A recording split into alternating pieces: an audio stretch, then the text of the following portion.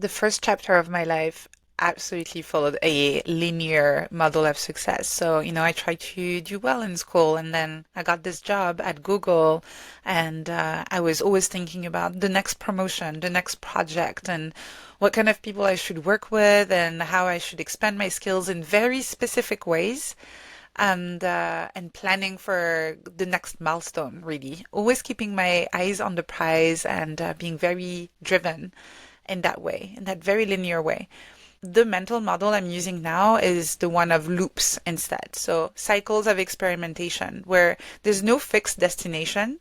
Instead of starting from a fixed outcome that you have in mind, you start from more of a hypothesis, a research question, something you're curious about. And you ask yourself, what might life or work look like if I tried this new thing? It's a non-linear process. You don't really know where you're going, but you can trust that if you keep on doing that, if you keep on experimenting, on paying attention to the signals, on iterating, you are going to grow, even if the direction is not clear in a linear way.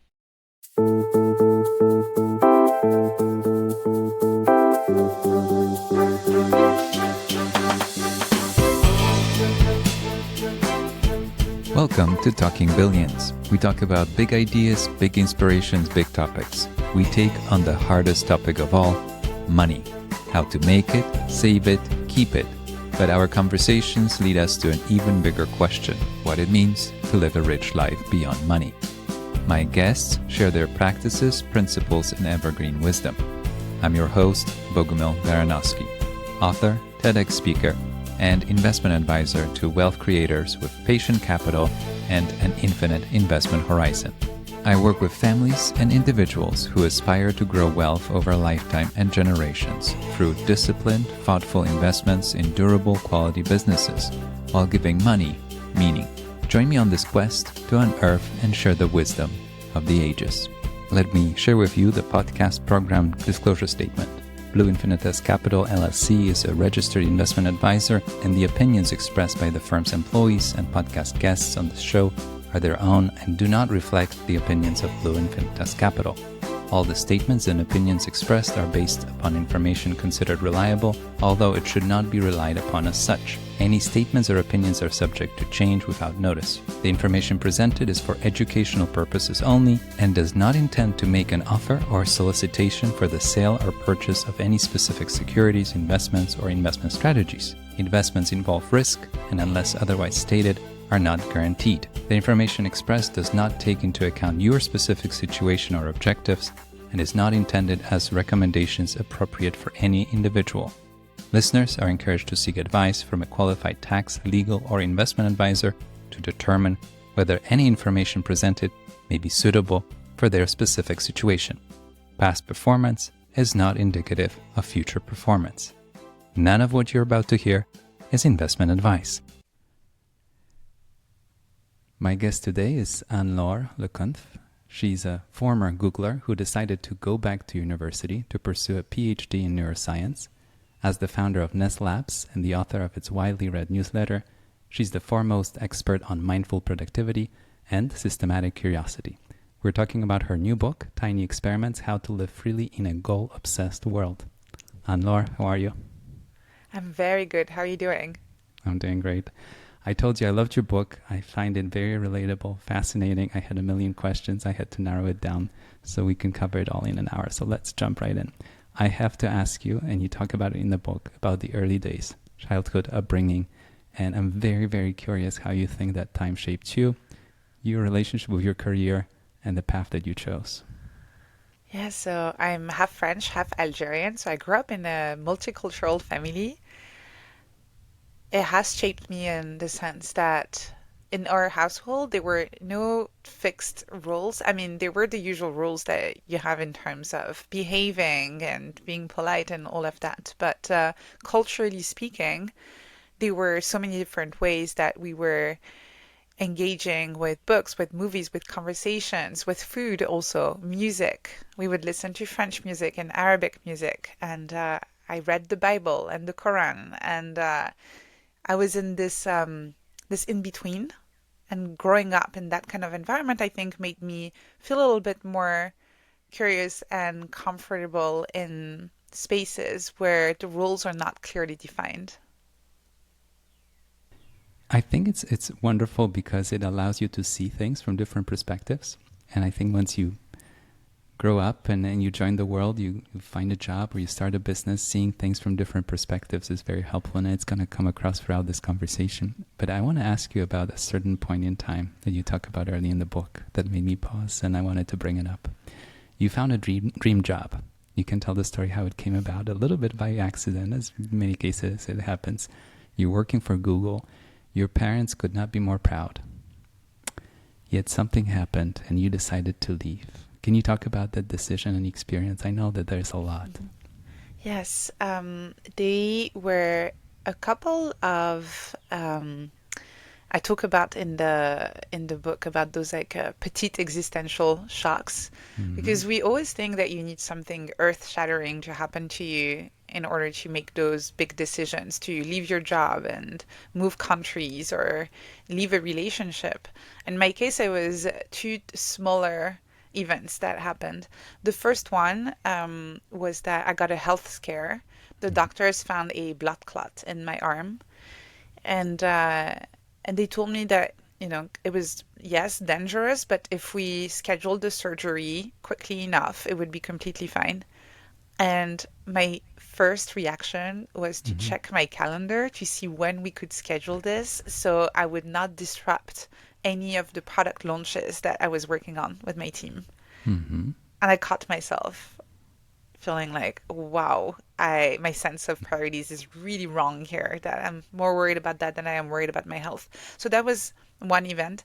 And the second one was a little bit later. I went back home in France to visit my family for Christmas, and I was sitting with a lot of people I love, and someone asked, "How's life?"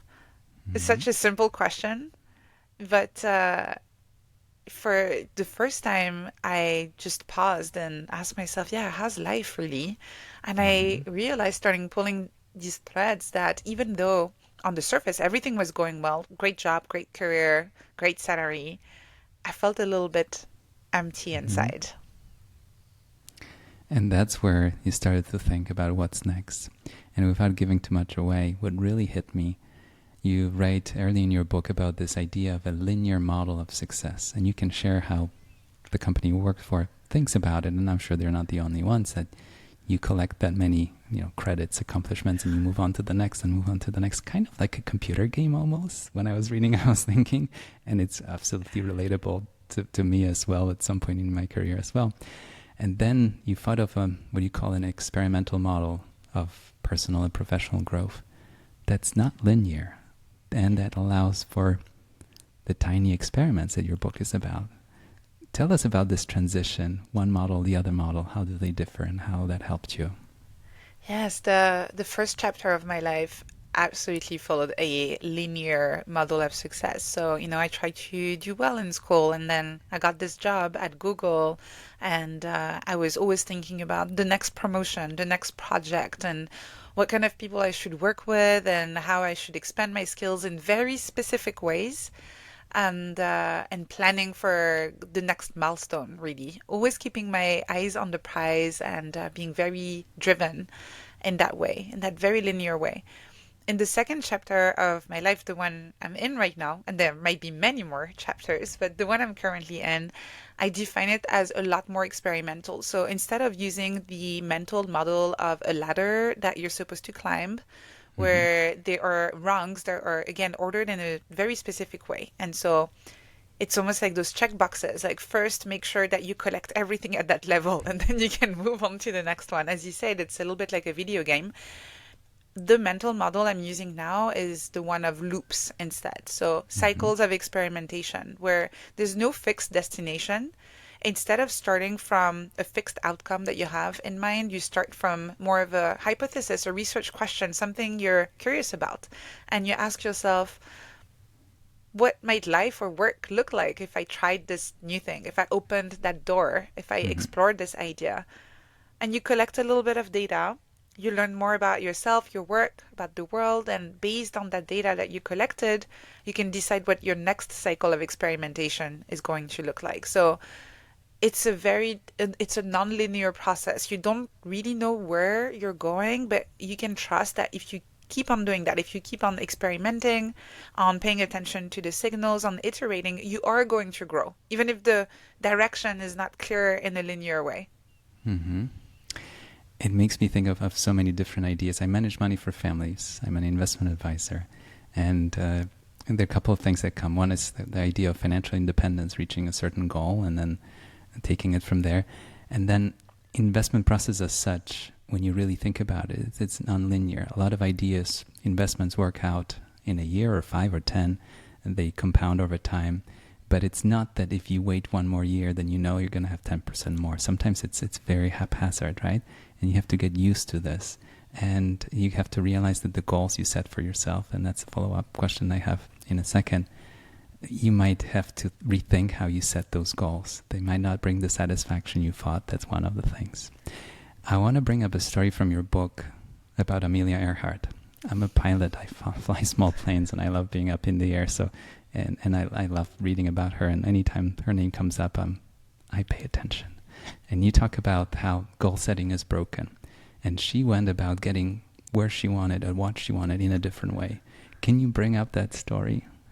Yes, I love that story. So I'm not going to tell every single detail, but Of the course. the part that I think is really interesting is that she wanted to cross the Atlantic, Hmm. and she tried to cross and fly to Paris, Hmm. and she had lots of technical issues, lots of problem with her planes. I'm not a pilot, so I can't really understand exactly what happened here.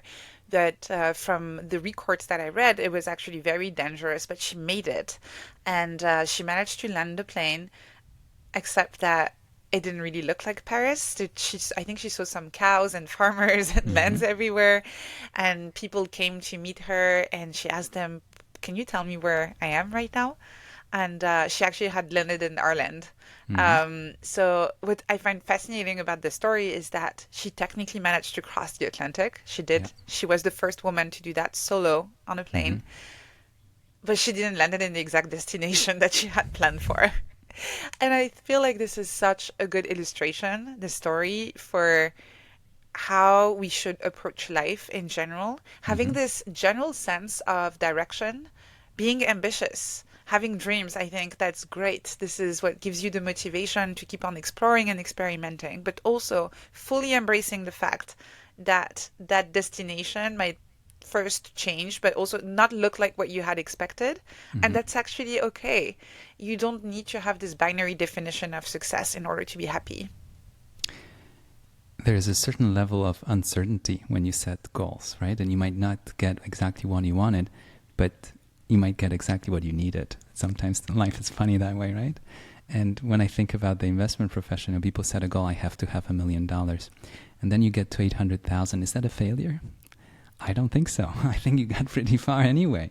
Or you wanted to have 10 and you have 8, whatever the number is, right? I mean, it's funny how our brains work. But goal setting, on one hand, can be very helpful. On the other hand, I think can exclude a lot of other interesting things we could be considering and maybe celebrating, as she should have celebrated the fact that she landed on another continent in times where our navigation technology and everything else was at a completely different level than we have it today.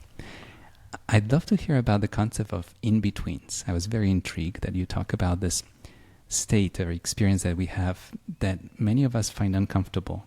I'm not here and I'm not there yet.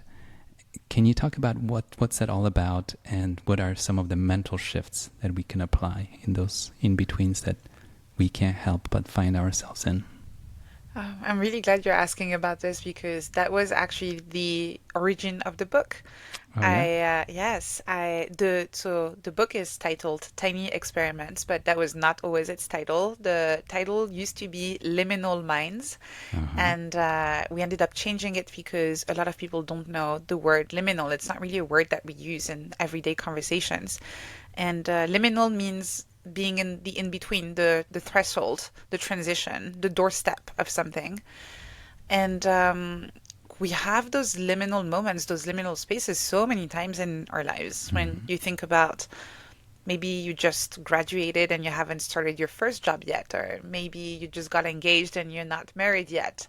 Maybe Mhm. you're thinking about leaving your job, but you haven't yet send that email, and you're in the state of in between, and you just Mm-hmm. haven't done it, but the decision is kind of made in your mind. And all of those moments where, as you said, we're not quite here anymore, but we're not quite there yet. We're Mm-hmm. in this transitional phase, which can feel a little bit scary because, again, we don't know where we're going. We don't know what the rules are. There are so many different directions we could go and explore. Mm-hmm.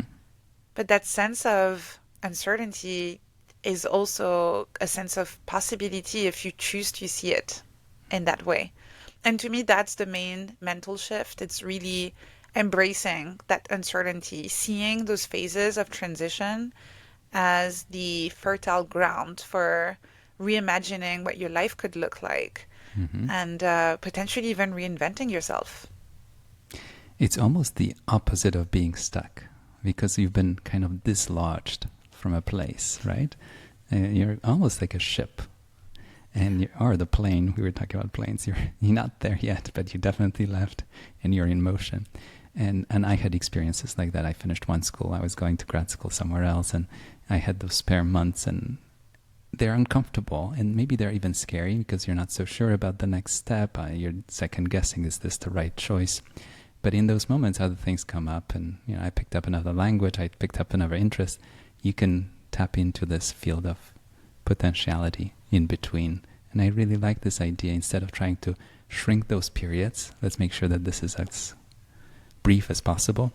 Maybe enjoy them a little bit and see where that can Yes. take you. Is that where you're going with that? Oh, absolutely. It is the automatic response that we have because they're scary and because we, our brains are designed to optimize for survival. So being in a space where you're not quite sure what's going on and who are the different players and if there are any kind of dangers is something that we're automatically trying to, as you say, we're trying to shrink those periods. We're trying to cross as quickly as possible to the other Mm-hmm. side, back to that sense of stability and safety.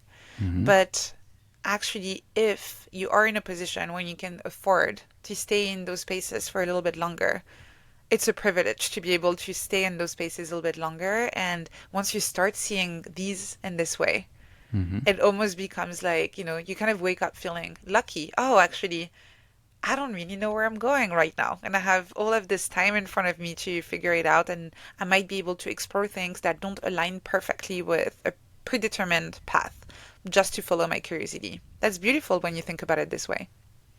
I like the sound of that. I listened to once to Ken Robinson, who talks about education and how kids discover what they love. And I think he passed away since, but he was giving a talk in New York. I was at an event, and he said how when we look back, it looks so obvious. At 7 you did this, at 12 you did that, then you went to this school, then you became a doctor, and now you're the best surgeon in that particular field. But then life doesn't really look that way, right? We simplify. Once you put it down on the resume, there are no in-betweens in the resume, right? Everything is done with the intention. Of course I wanted to be a VP here. Of course I wanted to do that. But that's not how life happens. But there's no room for it on the resume. But it doesn't mean that those times don't happen. And I think fun things can happen in those moments because you can Yes. discover something new about yourself. Speaking about that, you introduce a concept that maybe both laugh and think. You talk about the shackles of cognitive scripts. And just the image of it, I don't know, I'm thinking about pirates and the prisons, and the pirates end up and they're in their shackles. And tell me about those scripts. And you say that we have the power to unlearn those scripts. And I'm guessing release those shackles in the process. Yes, this chapter is based on a seminal study from 1979, which was really interesting, where basically researchers discovered that if you ask people to describe, you put them in similar situations, like they will act in the exact same way. Mm-hmm. So if you tell someone, you're at the doctor, what do you do? Or you're at the restaurant, what do you do? The scripts are going to be exactly the same for Mm-hmm. everyone. And that's fine, it's actually helpful to know that if you go to the doctor, you wait in the waiting room. That's why it's called the waiting room. And then you go in the doctor's office, right? You don't start getting naked in front of everybody in the waiting room. And so that's useful. And a Mm-hmm. lot of scripts are useful in order to just navigate life and using heuristics and making quick decisions without having to overthink everything. But since then, we've discovered that there are lots of cognitive scripts in other areas of our lives that are unconscious and that we might not really want to follow if we started really paying attention and bringing those to the conscious surface. And I talk about three big scripts, the main ones that I have noticed and I named in ways that I feel helped remember them better. So the first one, which is actually kind of linked to what you mentioned, the fact that in the resumes we don't have that space for gaps and liminal spaces, is called the sequel script. Mm-hmm. And it's the script we follow when we feel like whatever we do today, whatever decisions we make today, need to make sense based on the decisions we made in the past. The Mm-hmm. sequel needs to make sense based on the first part of the movie, right?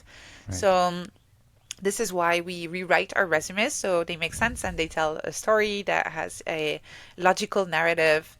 Mm-hmm. But this is also why we limit ourselves in the options that we explore for our careers or for any kind of even work projects or creative projects that we might consider, because we look at our past, at our past experiences, but also sometimes just at our current skills, and we feel like I need to choose something next that makes sense. Mm-hmm. That's the sequel script. The second big script that a lot of us follow is the crowd pleaser script. And this is the script where we make decisions based on what is going to please the people around us, not necessarily what we want to do, what would bring us joy, but what would make people around us react like, oh, you're working for that company. Oh, this is amazing. Oh, you must be so happy. I'm a bit jealous. This is great you're working on this. When we're optimizing for these kind of reactions, whether we want to see those reactions in our spouse, our partner, our parents, sometimes our friends or our colleagues, we're following the crowd pleaser script. Mm-hmm. And the last script is the one I think that is the most insidious because it's a script where we celebrate as a society. I call it the epic script, and it's the idea that whatever you do next, it needs to be big. It needs to have an impact. It needs to change the world. It needs to be something you're passionate about. Mm-hmm. And, when people ask you what keeps you up at night, like it needs to take over your entire life. Uh-huh. You need to change the world. That's the epic script. And that script has a lot of negative consequences. It can actually make us miserable.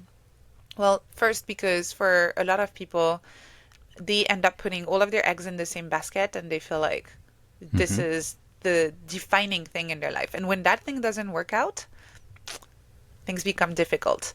And another one is for people who haven't found that thing, the one thing, they feel like something is lacking, that something is wrong, that they're not necessarily achieving their full potential because they haven't found their passion yet.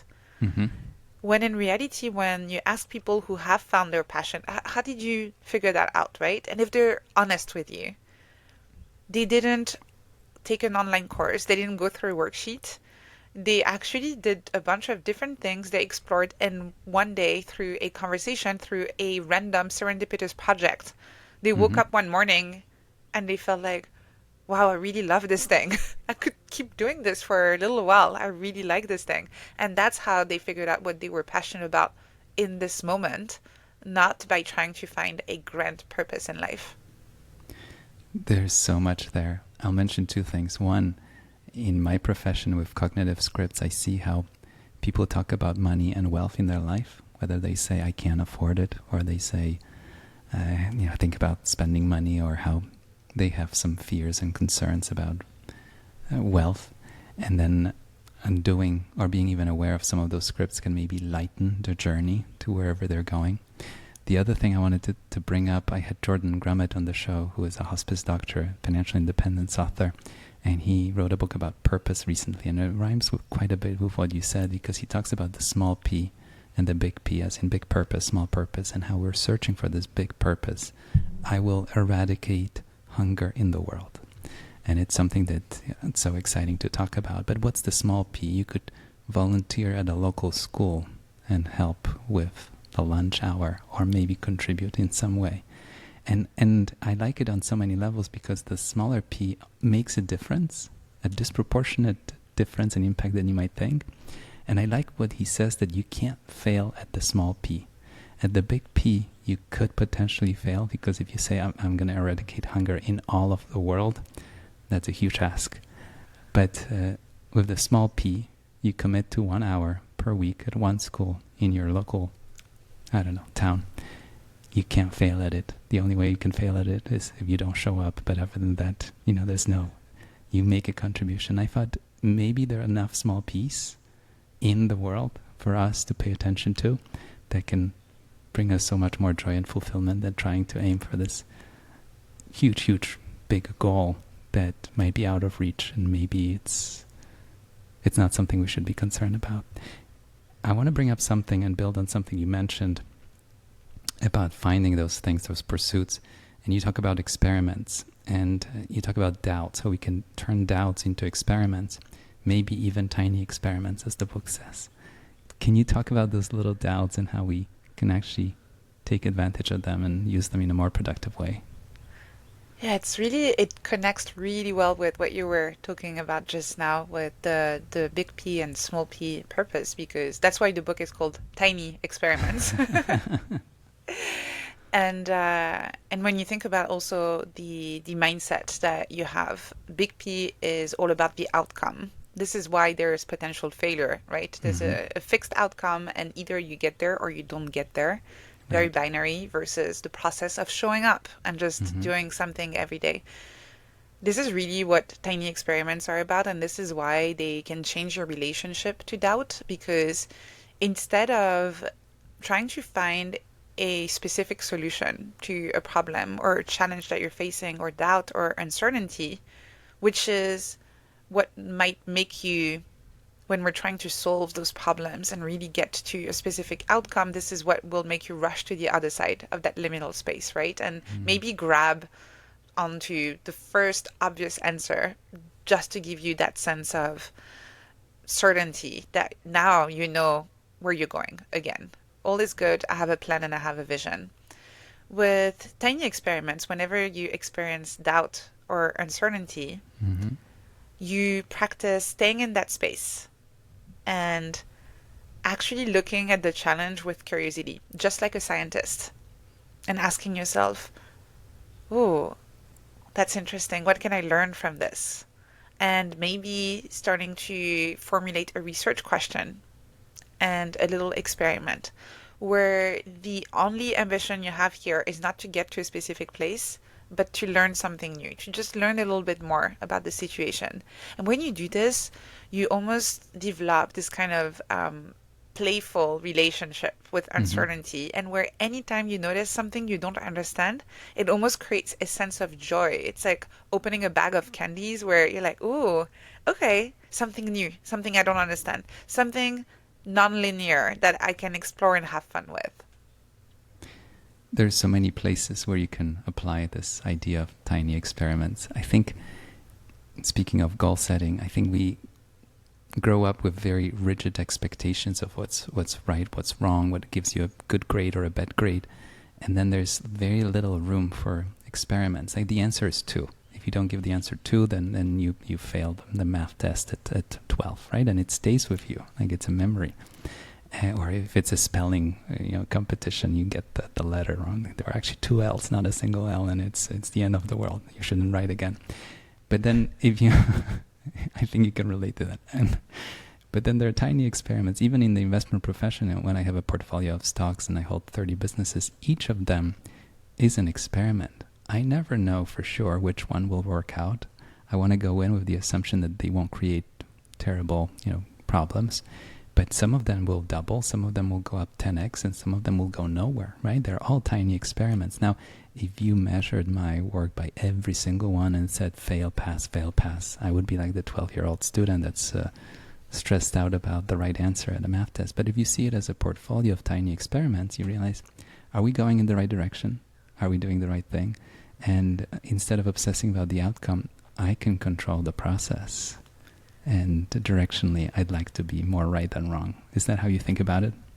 Yes, absolutely. I think it's really all about intentionality. That's really the key word here, and just approaching every experiment with intention, Hmm. feeling aligned with the decisions that you're making right now, but without this illusion that you know exactly what the outcome is going to be. And so then, whatever the outcome, you can look back and you have a good understanding of why you made that decision in the first place. Now you know what happened, and based on that new information, that new data, you can adjust the parameters for your next iteration. So there's really this sense of being grounded in your decisions, even though you don't have a lot of control over all of the external factors. One way of looking at it, as I was listening to you, is that uncertainty about the upside. You don't know what you just said yes to, right? Like there are moments in life when you decided to move to California, accept your job with Google. It led you to different places. At some point, I left Europe. I was born in Poland. I came to New York. And coming to New York felt like a single step, but it opened me up to a whole new world of professional and life and social opportunity, including meeting my wife and so on, right? So you say yes to one thing, but you're actually saying yes to more than you thought. And the upside is exciting because you don't know what else could be coming your way, right? And I think that's non-linear in the sense that it's not one specific goal. That's why I came to New York. There are many things and many outcomes that can surprise you, hopefully more positive than not, but it's kind of fun to think that way.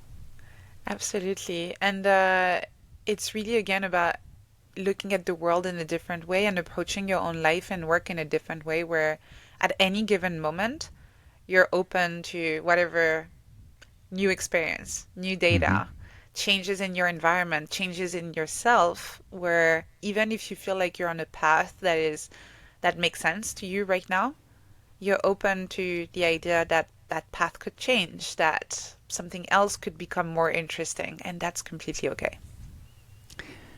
I have to ask you about time. So we're talking about goals. Time is one of the dimensions that we have to consider. And time as a topic comes up quite a bit in my conversations here. I'm fascinated with time and money, how we sometimes call time money and money time. And I just came back from a conference in Zurich in Switzerland. And as you can imagine, they're in the watch business. So there are all kinds of watch brands. And I think you can't possibly stand anywhere in Zurich without knowing what time it is because there's a clock or a watch somewhere, right? I find it fascinating. So you're picking up your bag and you've seen already 12 brands of watches that you absolutely have to have, right?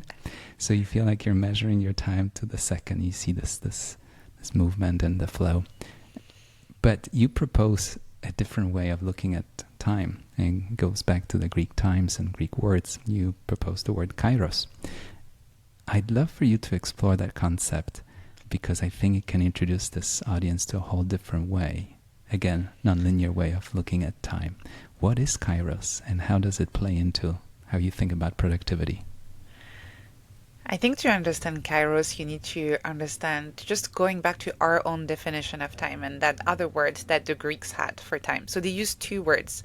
The first one is chronos, which is actually the word that we use, and that has come etymologically speaking also in English and French and many languages. Chronos is the time of seconds, of minutes, of hours, and weeks. It's a quantitative definition of time.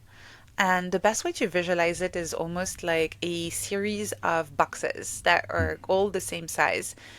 And when you see time in this way, how do you manage it? What's the best way to manage it? Well, you want to be efficient. You have this limited amount of time, and in each box, you need to ask yourself, what am I going to put in there, and how can I stuff as much as possible in each Mm-hmm. box to make the most of my time? Like that's a phrase we say. How do I make the most of my time? That's the Chronos definition of time, and this is the definition we all use in our Western societies where we say, let's meet at 11 for a 1 hour meeting and we'll have an agenda and we'll try and discuss as many points as possible in that limited block of time that we have. And then we'll move on to the next block. In contrast, kairos, which is the second word that the ancient Greeks used for time, is a qualitative definition of time. Mm-hmm.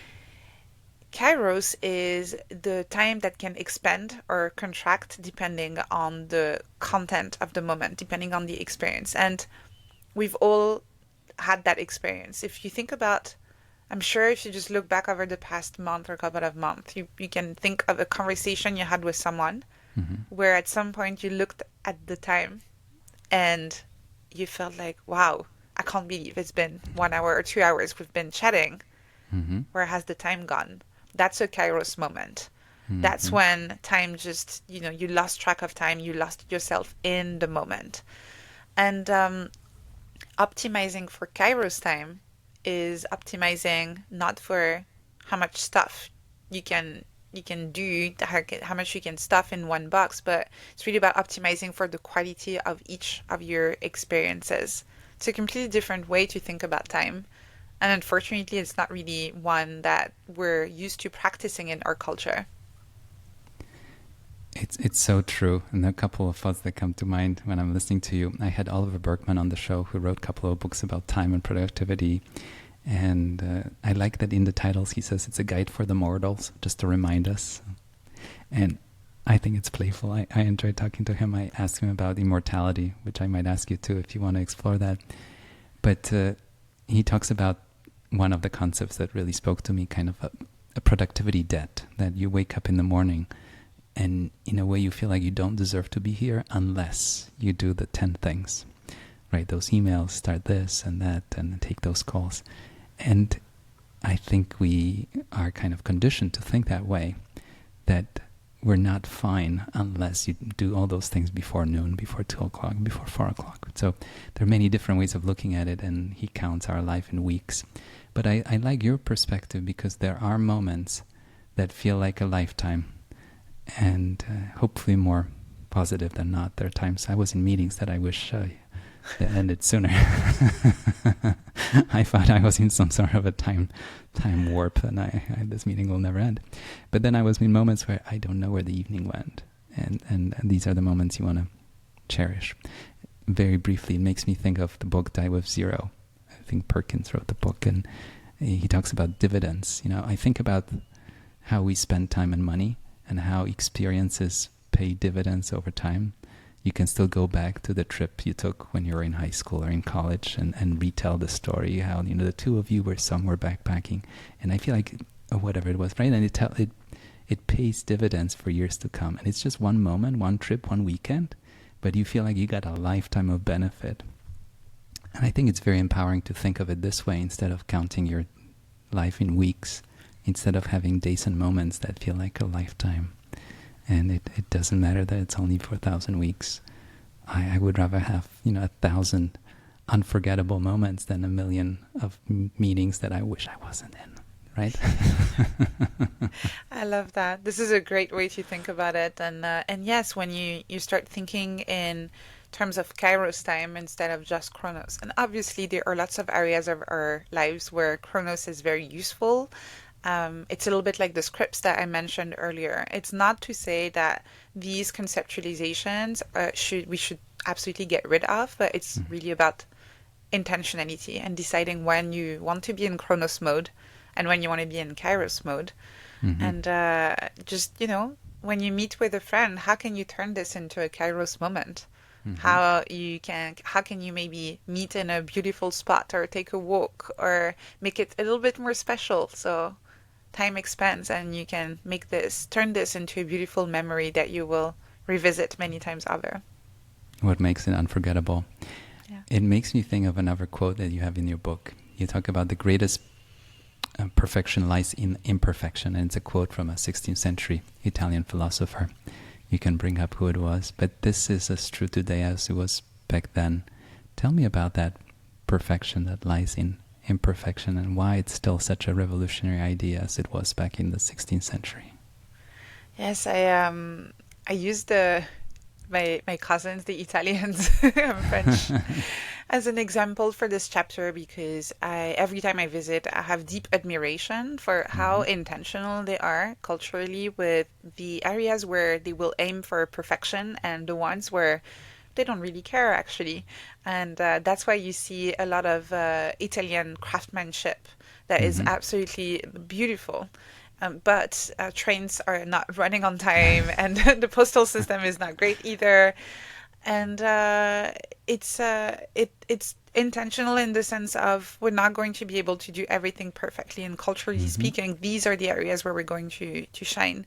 So I use that example in more of a playful way in the book, but to bring up something about the way we just manage our lives and the perfectionism that a Mm-hmm. lot of us th experience because we're trying to be perfect across the board at all times Mm-hmm. in every single areas of our lives, which is impossible.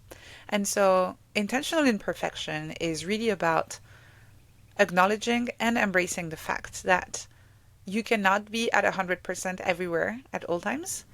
And so deciding moment to moment Yeah. where you're going to aim for almost 100% and what are the areas where you're going to let go of perfection a little bit. And the nice thing about that too is that when you start doing this, you can also communicate it better with people around you, whether at work or in your personal relationship. So if you have a big presentation at work at the end of the week, you can actually tell your partner, hey, I'm working on this thing and I feel like this is going to take a lot of my energy and attention this week. So I'm not going to be 100% when it comes to showing up at home. Mm-hmm. So please be patient with me. But also, if there are important things that you actually do really need me to pay attention to this week, just give me a little nudge. The reason why I'm not paying attention is because I'm focused on that other thing. It becomes a lot easier to navigate life when you're clear with yourself and others that you're not going to be perfect across the board at all times. I think it's very liberating to think that way. And I think aiming for perfection all the time, it can actually freeze us in a way that we won't even act on it. And in the investment process, I see how if you want to know absolutely everything about a certain business you want to invest in, you might never actually act on it. And at some point you have to release it and move on. But the Italian example is fascinating because we see so many Italian products that are clearly perfect, beautiful, and so on. And then there are many things that just don't work. And you have to go in with an open mind. I want to ask you about growth loops. You brought up the word loops before, and I want to explore it a bit more. What is a growth loop, and how do you use them? It really connects back to the idea of changing your mental model of success from one of ladders to loops. In a loop, which is inspired by the scientific method, you just start with a question, a hypothesis, and then you collect that data, you act, and then you reflect on that data, and you decide what the next loop is going to look like. And so a growth loop is made of two parts, action and reflection. Mm-hmm. It's a little bit like trial and error, really. You just give it a try, you see what works and what doesn't, and then you decide what you're going to try next. And again, it's really about trusting that if you keep on completing these loops, if you keep on learning from each of those cycles of experimentation and if you keep on iterating, you are going to grow. You just don't know what that's going to look like yet, which is great because that means you can be successful in ways that are impossible for you today with your current knowledge and current self-confidence to be able to imagine. It almost feels like leaving room for mistakes or messiness on the way, right? Like you're not looking for something precise and leaving enough room that the mistakes do not derail you. You can continue, which I think helps in many aspects of life. And then having that kind of a feedback loop, which is tricky because you have to create almost like in a lab the moment where you feel like this is what I tried, this is what I expected, that's what happened. Let me change that. And breaking up the process into those loops, I think it's a fascinating way of looking at it and learning from it. I think that's how we learn a new language, that's how we learn a new tool, and that's how we can progress in many other ways. I think of surfing. I picked up surfing, as an adult, and one of the things you do at the beginning, you try to stand up on the board, and my balance was off. So, speaking of your growth loops, my growth loops were falling back into the water again and again and again until my body learned how to balance on a moving object on a wave. And there's not much more to it. Like you have to put your ego aside, let people laugh at you, and then eventually it starts to click. But having that kind of attitude to many other pursuits in life, I think it's super helpful. Growth loops. I want to ask you about chaos, uncertainty, and disruption. And I like how you propose that we can collaborate and even dance with those instead of running away from them, I imagine. How do you think about that? I think that a lot of us are trying to feel like we're in control of all of the factors that might impact our decisions, in control of our life, really. And this is an illusion. We know that, right? You have your perfect plan and then something happens. And so I write about dancing with disruption in the sense that instead of trying to completely avoid any kind of disruption, which we can't do, right? If we were able to do that, that would mean that we were able to predict the future, which, as far as I know, we're not there yet. Mm-hmm. So there will be disruptions. And what you can do is change your response to disruption. And I describe it as a little dance, two-step dance. The first step is not to try to solve the problem. Mm-hmm. The first step is to acknowledge, understand, and process your emotional reaction. There is always going to be an emotional reaction when there's a disruption. You're going to be disappointed, stressed, angry, sad, worried, whatever that looks like for you, depending on what disruption happened. So the first step is to acknowledge this. And I suggest a tool from psychology that is called affective labeling, which really just means naming your emotions. Mm-hmm. That's really just what it means. And there's a lot of research showing that by just doing that, you can process them better by putting a word to the emotion. So that's the first step of the dance. Pause, name the emotion, and say, okay, yeah, this happened, and I'm feeling a little bit anxious because I don't know how my boss is going to react. Maybe they're going to think that it was my fault. And so I'm feeling a little bit anxious about this. Okay, fine.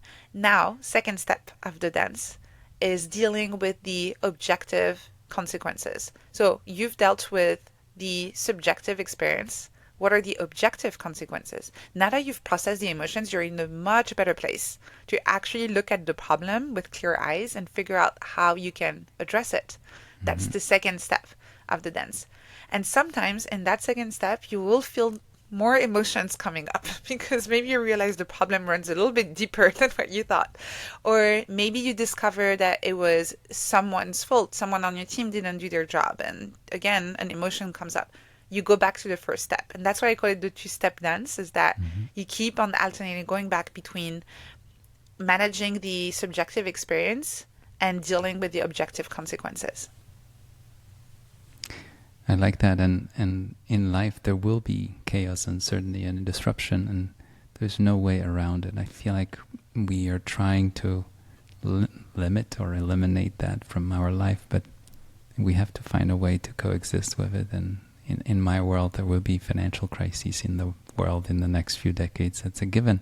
And how do you navigate that? And if anything, maybe strengthen the portfolios instead of trying to outguess when they come or give in to the emotion that comes with it, and learn to navigate them, just like the waves on the ocean or the winds in the sky when we talked about flying.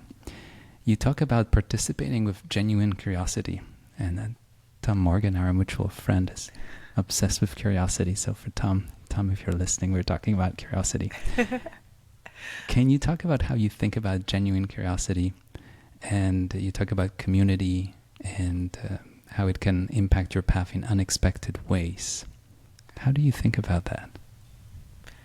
I think so many good things are downstream of curiosity. And when you practice curiosity in a systematic way, to connect with other people, to also connect with yourself, you're going to create a lot of opportunities that, again, are hard to imagine before you start implementing this kind of systematic approach to curiosity in your life. And so, for example, when you have conversations with people, being truly curious, not just listening, but also asking questions, trying to find connections. Mm-hmm. Or also, when you're learning something, what about being curious with other people? Let's say that you fall into a Wikipedia rabbit hole, you discover something new and interesting. Maybe your, kind of like automatic way of dealing with this would be to copy paste a few paragraphs, put it in your notes, and you might come back to it later. Maybe buy a book. What if you had a little WhatsApp group where you could share different things that you read and be curious together? I mean, Tom, hi again if you're listening, but that's kind of what he's doing. He's being curious in public, learning Mm-hmm. in public, Mm-hmm. creating spaces for learning and exploring and questioning together. Mm-hmm. Um, and I think the last part is being curious about yourself because you can only be truly curious about others if you're also okay turning that curiosity inward Mm-hmm. and questioning without self blame or self judgment any kind of responses that you might have, looking at your own thoughts, the process of metacognition, which is really, truly uniquely human Mm-hmm. as far as we know, and learning from those different experiences that you have instead of trying to ignore them. When I hear the word curiosity, and I absolutely love the word curiosity, and I think a lot of what I do is driven by it, for me, it's a search for understanding. I want to understand why something works or it doesn't, why people act or react in a certain way. And I love history, and I feel like history has a lot to teach us. We can see how other people acted and reacted. And I'll ask you about ancient Greece in a second, speaking of learning in public. But I find it fascinating that it comes naturally to me. And the podcast is just one form, but when we're traveling and I would ask the cab driver questions because I want to understand what it's like to live here. And I meet people, and since my focus is on investing family money, I come across all kinds of families on different trips, and I maybe ask questions that just come to me naturally, and they tell me stories how their family wealth in this part of the world survived or didn't survive for this conflict or that thing. And for me, it's like, I have to ask. I just want to know. And if you feel like it's too much, then it's okay. But do you mind if I ask? And I have that attitude of, I'm just trying to understand what it's like to walk on this planet in your shoes. And I'll never walk in your shoes, but I can try to understand a little bit better. You brought up a big word that I'd love us to explore, and it was on my list, which is learning in public. And I really like that part of your book because when I was reading this, I was thinking how we have so many tools these days. There are blogs, and you have a newsletter. Now you have a book, and there are podcasts for us to learn in public. Now this podcast is, I think, a prime example of me being a student and learning in public with you today and with other guests the other days. But you tell us that in ancient Greece, there were bustling city squares where people would go and talk and share ideas and actually physically learn in public. Tell me about that experience back then and today and how that helps you. Yes. So these public squares were called agora. Just agora, no S because it's in English. But and I think actually there are quite a few startups that were launched that had similar names that were probably inspired by that. And the agora was this public square where anyone could come, any citizen could come and share ideas, organize debates, have those very lively conversations together. And what people would do is that anytime there was some philosophical concept or idea that they had, they would come and share it Mm-hmm. and confront it to what other people thought. And in this way, shape and improve those thoughts and those ideas that they had.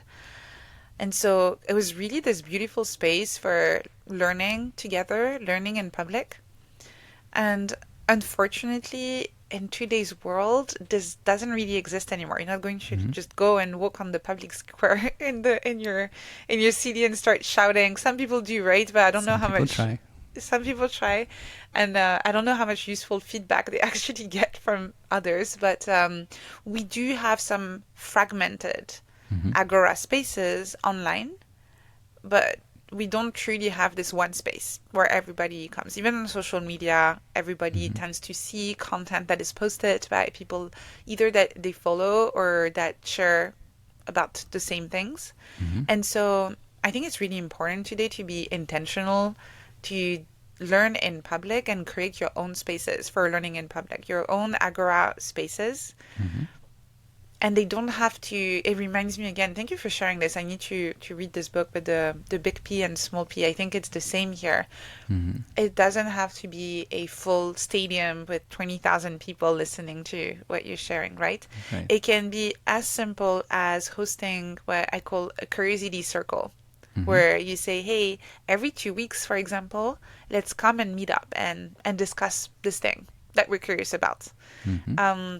It can be joining a book club. It can be writing. My newsletter, for example, for me is my Agora space. This is where I learn in public. Every week I write about something I'm curious about.